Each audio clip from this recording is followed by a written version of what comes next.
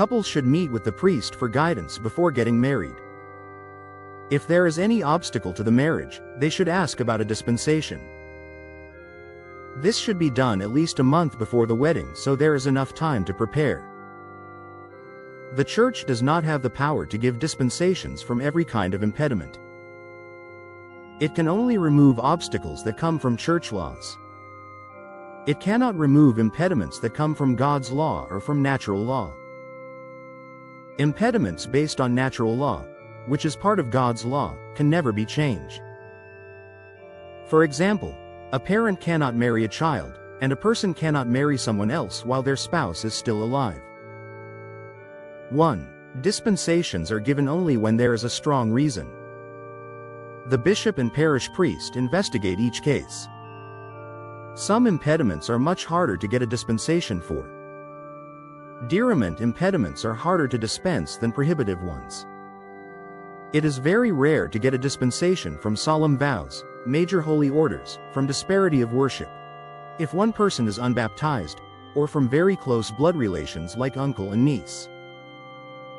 2. To prevent people from asking for dispensations too easily, a small fee is charged based on the person's ability to pay. These fees support the church courts that protect marriage. Dispensations can be given: A. To allow a marriage to take place, or B. To validate a marriage already attempted. The poor do not have to pay. Yes. The church does forbid Catholics from marrying non-Catholics. 1. This kind of marriage is called a mixed marriage. The church discourages mixed marriages because they often lead to arguments, weaken the Catholic's faith, and make raising the children in the Catholic religion difficult. The church strongly disapproves of mixed marriages because they usually bring challenges. The Catholic may drift away from the faith, the non-Catholic may later get a civil divorce, and the two spouses may not agree on how to raise the children. Often the children grow up without proper religious teaching. 2. A dispensation for a mixed marriage is given only for a serious reason, and only if certain promises are made, usually in writing. The non-Catholic promises not to harm the Catholic's faith. The Catholic promises to pray and set a good example, hoping for the other's conversion. Both promise to have all children baptized and raised as Catholics. God's law forbids mixed marriages if there is danger to the Catholic's faith or the faith of the children. These dangers must be removed before a dispensation is granted. 3. The Church continues to show disapproval of mixed marriages even when a dispensation is granted. The couple may not have a nuptial mass or blessing, and the banns are not read. The bishop may allow a few simple ceremonies. The marriage usually takes place in the sacristy or convent, not in the main church, unless a special permission is given. Even then, there is no nuptial mass or special blessings. Yes.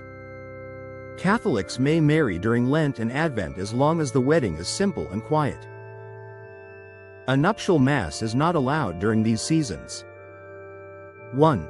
It is a mistake to think that the church bans weddings on certain days. Weddings can take place any day of the year. What the church forbids during penance seasons are celebrations or parties that don't fit the spirit of Advent or Lent. The nuptial mass and blessing are not allowed from the first Sunday of Advent through Christmas Day, or from Ash Wednesday through Easter Sunday. This is what the church means by not solemnizing weddings during these times. 2.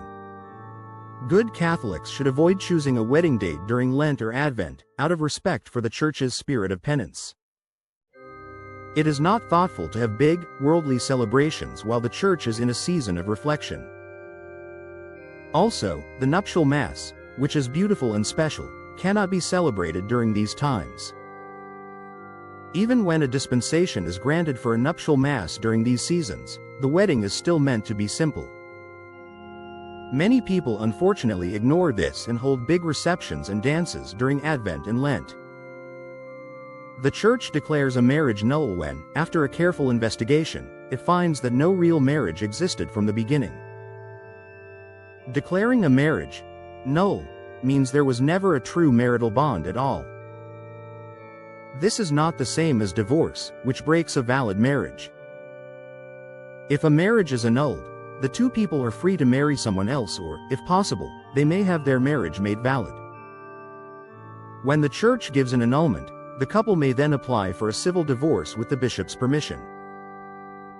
To prepare for a good, holy marriage, Catholics should 1. Pray to God for guidance in choosing a partner. 2. Ask advice from parents and confessors. 3. Practice virtues, especially chastity. 4. Go often to the sacraments of penance and Holy Communion.